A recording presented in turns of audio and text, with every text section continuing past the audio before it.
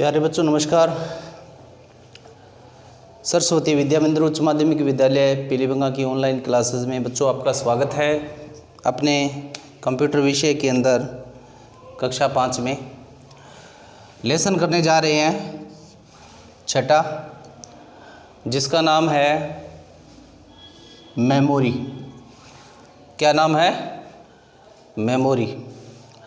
जैसे इंसान है, उसका दिमाग है और वो कोई भी डाटा है, कोई भी बात है, याद रखने के लिए दिमाग का इस्तेमाल करता है। लेकिन इंसान कोई भी बात है वो कुछ समय के बाद में भूल भी जाता है। लेकिन कंप्यूटर है, आप उसमें कोई भी डाटा एक बार फीड कर दो तो आपको साल बाद में, 2 साल बाद में, 5 साल बाद में, 10 साल बाद में वो डाटा आपको वापस मिल सकता है। कंप्यूटर की मेमोरी में वो डाटा क्या रहता है? सुरक्षित रहता है। वो डाटा हमें तुरंत मिल जाता है। कंप्यूटर की जो याद रखने की क्षमता होती है वो बहुत ज़्यादा होती है। उसमें हम कोई भी एक बार डाटा डाल देते हैं तो वैसा डाटा हम साल, 2 साल, 5 साल, 10 साल जितने टाइम के बाद में प्राप्त करना चाहते हैं सो प्राप्त कर सकते हैं।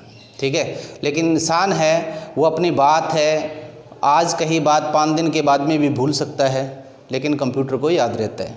इसलिए कंप्यूटर के अंदर सीपीयू को कंप्यूटर का दिमाग कहा जाता है। ठीक है। तो कंप्यूटर के अंदर आज उसी याददाश्त को लेकर अपने टॉपिक है मेमोरी। ये कंप्यूटर के अंदर मेमोरी क्या होती है? मेमोरी मतलब अपने कोई भी आंकड़े, कोई भी प्रोग्राम, कोई भी निर्देश, कोई भी ये प्रोग्राम होते हैं, कोई भी निर्देश होते हैं, कोई भी परिणाम होते हैं, कोई भी डाटा होता है, वीडियो होती है, कोई भी तस्वीर होती है, हम कंप्यूटर को कंप्यूटर के अंदर जहाँ स्टोर करवाते हैं उसे, यानी कोई भी परिणाम, कोई आंकड़ा, कोई फ़ोटो, कोई वीडियो, कोई ऑडियो, कोई भी डाटा कंप्यूटर के अंदर जहाँ स्टोर करवाते हैं उसी स्थान को क्या कहा जाता है? मेमोरी कहा जाता है। ताकि हम वहाँ जहाँ स्टोर करवाया है वहाँ से दोबारा हम प्राप्त कर सकें। तो मेमोरी क्या होती है? तो बच्चों मेमोरी आंकड़े, कोई प्रोग्राम, कोई निर्देश, कोई परिणाम जहाँ हम स्टोर करवाते हैं उसे क्या कहते हैं? मेमोरी कहते हैं। मेमोरी कंप्यूटर के अंदर कितने प्रकार की होती है? तो कंप्यूटर के अंदर मेमोरी को 2 भागों में बांटा गया है। पहला भाग प्राथमिक मेमोरी और दूसरा भाग सेकेंडरी मेमोरी। 2 प्रकार की मेमोरी होती है, प्राथमिक मेमोरी और सेकेंडरी मेमोरी। तो प्राथमिक मेमोरी कौन सी होती है? प्राथमिक मेमोरी वो होती है जिसके अंदर रैम और रोम का इस्तेमाल होता है, जिसमें डाटा को पढ़ा जाता है और डाटा को देखा जाता है। ठीक है। तो प्राथमिक मेमोरी को 2 भागों में बांटा जाता है। उसमें पहली मेमोरी है प्राथमिक। तो प्राथमिक मेमोरी भी आगे कितने भागों में बंटी है? प्राथमिक मेमोरी को 2 भागों में बांटा गया है। पहला भाग है रैम और दूसरा भाग है रोम। तो बच्चों आपसे पूछा जा सकता है कि रैम और रोम कौन सी मेमोरी है? तो आप बताओगे प्राथमिक मेमोरी है। रैम और रोम का पूरा नाम क्या है? तो आप बताओगे रैम का पूरा नाम रैंडम एक्सेस मेमोरी है। क्या चीज़ है? Random access memory. तो रैंडम एक्सेस मेमोरी यानी रैम के अंदर क्या काम होता है? रैम के अंदर हम डाटा को पढ़ भी सकते हैं और लिख भी सकते हैं, देख भी सकते हैं। रैम के अंदर डाटा को पढ़ा लिखा जा सकता है। ठीक है। तो ये रैम जो होती है वो अलग अलग प्रकार की होती है बच्चों। MB से लेकर GB तक आती है। MB का मतलब होता है मेगाबाइट, GB का मतलब होता है गीगाबाइट। ठीक है। तो रैम जो होती है एक लंबी चिप की तरह होती है जो मदरबोर्ड के ऊपर लगती है। कंप्यूटर के अंदर CPU के अंदर मदरबोर्ड होता है, उसके अंदर रैम लगाई जाती है। ठीक है। रैम के साइज़ को हम घटा भी सकते हैं, बढ़ा भी सकते हैं। हम ज़्यादा, जैसे MB की रैम लगी है, 256 MB की रैम लगी है, 64 MB की रैम लगी है, तो हम चाहते हैं कि हमारा कंप्यूटर स्पीड से चले तो हम रैम और बढ़ा देते हैं, मतलब दूसरी रैम, जैसे GB में 1 GB की रैम लगा देते हैं तो कंप्यूटर स्पीड से चलने लग जाता है। ठीक है, तो रैम की अहम भूमिका होती है। ख़ास बात है रैम की कि आप रैम के बारे में बताओगे तो क्या बताओगे? रैम का पूरा नाम रैंडम एक्सेस मेमोरी है। इसमें डाटा को पढ़ा लिखा जा सकता है और ये अस्थायी मेमोरी होती है। अस्थायी का मतलब बच्चों ये होता है कि इसमें जैसे कंप्यूटर पर आप कोई काम कर रहे हो, क्या कर रहे हो? कोई भी काम कर रहे हो, कुछ लिख रहे हो, उस वक्त जब लिख रहे हो उस वक्त डाटा कहाँ जाता होता है? रैम के अंदर जाता होता है। और अचानक से अगर लाइट चली जाती है तो जितना आपने डाटा लिखा था वो सारा का सारा साफ़ हो जाता है। साफ़ इसलिए हो जाता है कि रैम के अंदर आपका डाटा जा रहा था और रैम के अंदर डाटा एक बार क्या रहता है? अस्थायी रूप से स्टोर रहता है। ठीक है, अब आप उसको स्थायी कर देते हो तो रैम से डाटा निकल के स्थायी मेमोरी में चला जाता है। तो रैम का काम ही इतना होता है कि वो डाटा को एक बार अस्थायी रूप से स्टोर करती है, स्थायी रूप से स्टोर नहीं करती है, अस्थायी। इसलिए रैम को कौन सी मेमोरी कहा गया है? अस्थायी मेमोरी कहा गया, स्थायी मेमोरी नहीं कहा गया, अस्थायी। ठीक है, तो रैम का पूरा नाम रैंडम एक्सेस मेमोरी, और कौन सी मेमोरी है ये? अस्थायी मेमोरी है। इसमें क्या किया जाता है? डाटा को पढ़ा जाता है, डाटा को लिखा जाता है। रैम और कैसी मेमोरी है? तो आप बताओगे प्राथमिक मेमोरी है। कैसी मेमोरी है? प्राथमिक मेमोरी। अब बच्चों नंबर 2, प्राथमिक मेमोरी में दूसरा पार्ट है रोम। रोम का क्या नाम होता है पूरा? रोम का पूरा नाम रीड ओनली मेमोरी होता है। क्या होता है? Read only memory. इसमें केवल डाटा को पढ़ा जा सकता है, लिखा नहीं जा सकता। Read only memory. ठीक है, और ये जो रोम होता है इसमें क्या होता है? ये अस्थायी रूप से डाटा स्टोर नहीं करता, इसमें डाटा स्थायी होता है। ध्यान से आपने देखा ना, कभी भी कंप्यूटर के ऊपर देखना कि जैसे आप कोई काम कर रहे हो और कंप्यूटर के ऊपर आपको आइकन प्रोग्राम दिख रहे हैं, अचानक से लाइट चली जाती है तो वो आपके जो आइकन हैं, प्रोग्राम जो भी है, वो आपके गायब नहीं होते। जब दोबारा कंप्यूटर चलेगा तो आपकी स्क्रीन पर वापस वैसे वैसे ही दिखने लग जाएगा आपको। तो वो डाटा कहाँ पर है? इसका मतलब वो रोम में है। रोम में डाटा क्या होता है? स्थायी रूप से होता है, और वो आप प्रोग्राम अगर लाइट अगर चली जाती है तो प्रोग्राम वो आपका गायब नहीं होता, मिटता नहीं है, बंद नहीं होता। ठीक है, तो वो क्या होता है? स्थायी रूप से होता है, अस्थायी रूप से नहीं होता। रोम का पूरा नाम रीड ओनली मेमोरी। डाटा को केवल पढ़ने का काम होता है इसमें, और कंप्यूटर बंद होने पर प्रोग्राम इसमें क्या होता है? मिटते नहीं है। ठीक है, किस में प्रोग्राम अचानक से कंप्यूटर बंद होने से, लाइट जाने से किस में प्रोग्राम मिट जाते हैं? तो आप बताओगे रैम में मिट जाते हैं। ठीक है, क्योंकि रैम क्या चीज़ है? अस्थायी मेमोरी है। अब बच्चों बात करते हैं रोम भी आगे कितने प्रकार की होती है? रोम भी आगे 3 प्रकार की होती है। इसके भी 3 भाग है इसको समझने के लिए। पहला भाग है पी रोम। पी रोम का मतलब होता है programmable read only memory. Programmable read only memory. दूसरा भाग है इसका ईपी रोम। ईपी रोम का पूरा नाम erasable program read only memory. Erasable program read only memory. ठीक है, और इसके बाद में रोम का तीसरा जो पार्ट है वो उसका नाम है ईपी रोम। ईपी रोम का मतलब होता है electric program read only memory. Electrical भी बोलते हैं इसको, electrical programmable read only memory. तो ये इसके कितने पार्ट हुए? रोम के 3 पार्ट हुए। कितने पार्ट हुए? 3। ये जो नाम लिखे हैं ये बच्चों इसके आगे इसकी फुल फॉर्म लिखी है। ठीक है, पी रोम पहला है, दूसरा ईपी रोम है, तीसरा है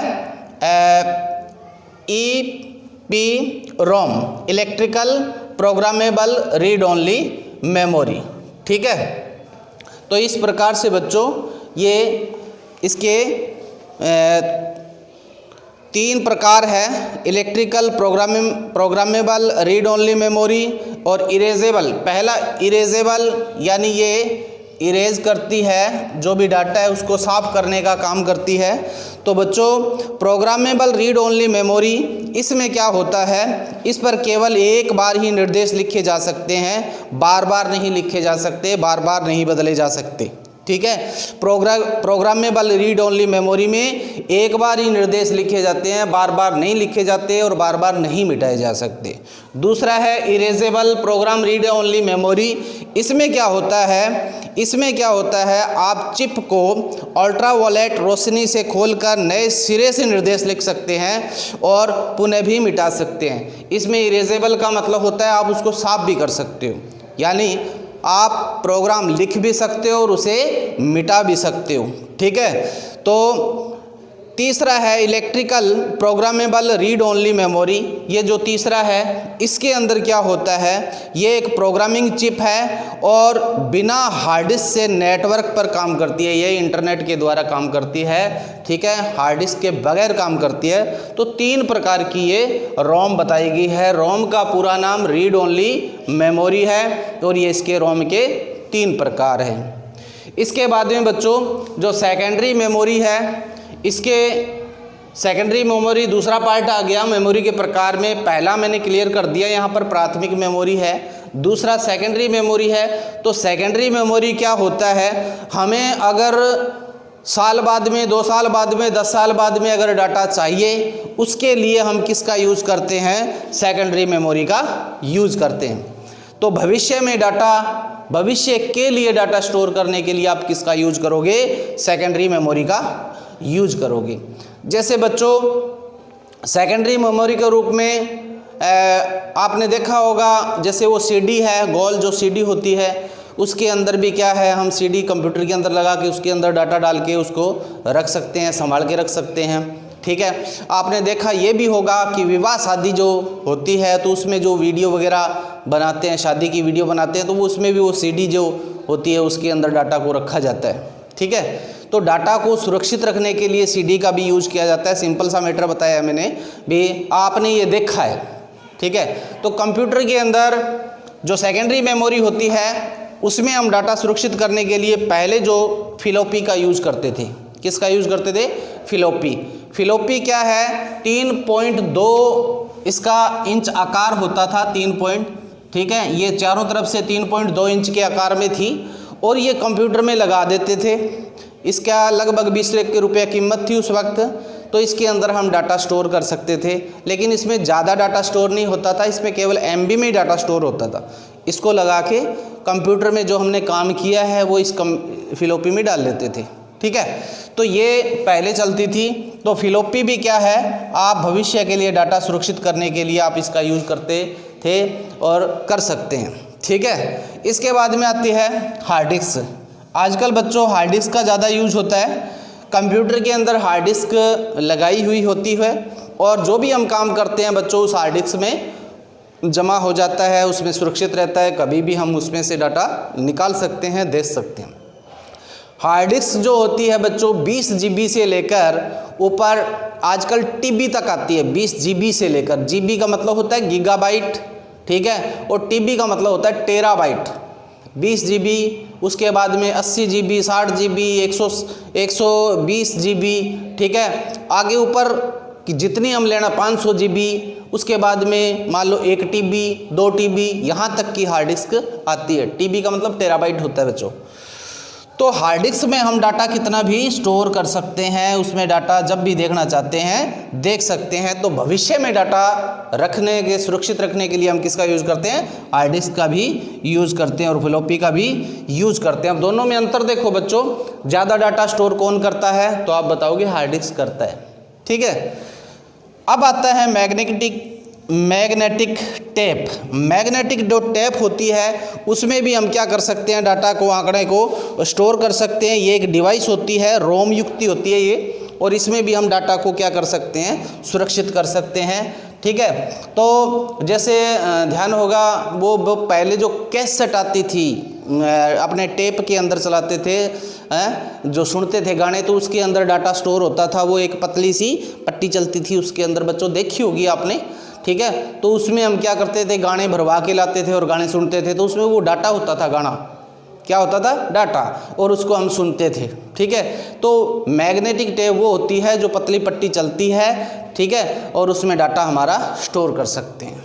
ठीक है, इसके बाद में बच्चों आती है सीडी। सीडी के बारे में अपने जिक्र किया है। विवाह शादियों में जो स्टूडियो वाले जो अपने को शादी की वीडियो बना के देते हैं तो वो उसी सीडी में बना के देते हैं। तो वो बच्चों हम सीडी हम लगा के कंप्यूटर के अंदर लगा के उसको देख सकते हैं, वीडियो वगैरह देख सकते हैं। तो बच्चों उसमें भी हमारा डाटा होता है। तो डाटा स्टोर करने के लिए, भविष्य में डाटा देखने के लिए, स्टोर करने के लिए किसका यूज किया जाता है? सेकेंडरी मेमोरी का यूज किया जाता है। तो बच्चों मेमोरी कितने प्रकार की बताई थी आपको? मेमोरी मैंने 2 प्रकार की बताई है, प्राथमिक मेमोरी और सेकेंडरी मेमोरी। मेमोरी किसे कहते हैं तो आप बताओगे?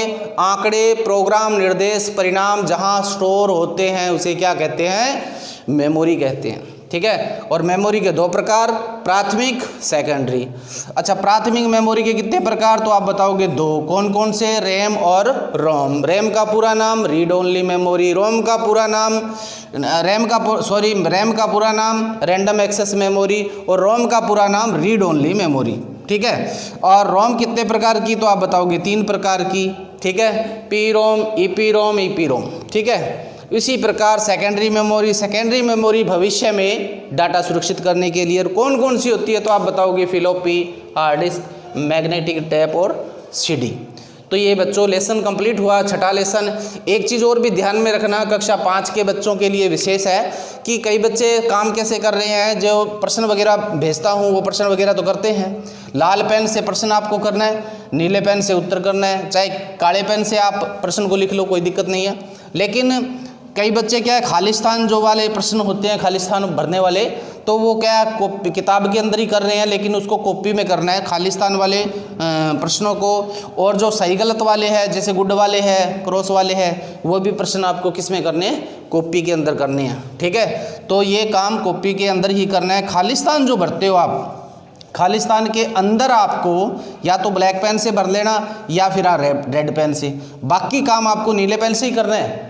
और जो क्रॉस वाले हैं, ये सही गलत वाले हैं, तो ये क्रॉस और जैसे गुड का निशान है या क्रॉस का निशान है, ये आपको निशान है ना, ये काले पेन से या लाल पेन से लगाने हैं, बाकी आपको नीले पेन से ही करना है सारा काम, ध्यान रखना ही। ठीक है, तो इस प्रकार से आपको 2 लाइन वाली कॉपी में काम करना है। तो अगला लेसन लेकर कक्षा 5 के अंदर 7वां लेसन लेके आएंगे। तब तक बच्चों जय हिंद, जय भारत।